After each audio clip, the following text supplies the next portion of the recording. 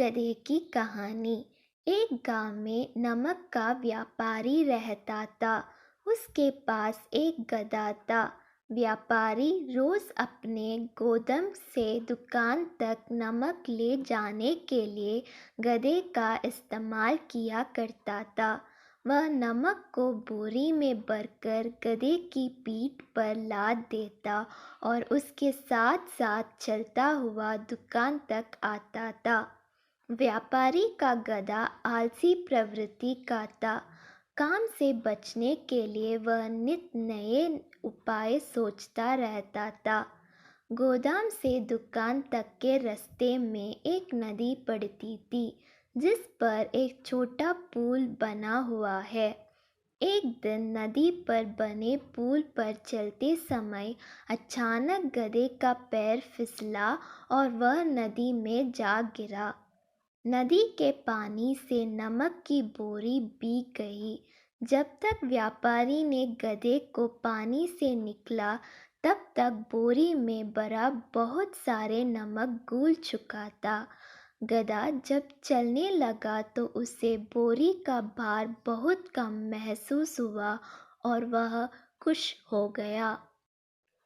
उसने सोचा कि अपने ऊपर लदा बोझ हल्का करने का ये बहुत बढ़िया तरीका है। अगले दिन वह जानबूझकर नदी में गिर पड़ा।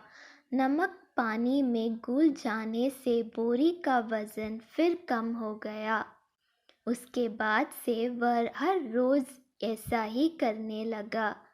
रोज रोज गधे की ये हरकत देखकर व्यापारी उसकी चालाकी समझ गया। उसने गधे को सबक सिखाने का फैसला कर लिया और अगले दिन बोरी में नमक के स्थान पर रूही भरकर गधे की पीठ पर लाद दिया। रूही हल्की थी। इसके बाद भी आलसी गधे ने सोचा कि क्यों ना रोज की तरह नदी के पानी में गिरकर इस वजन को हार कम कर लिया जाए। इसलिए वह जानबूझकर नदी में गिर पड़ा।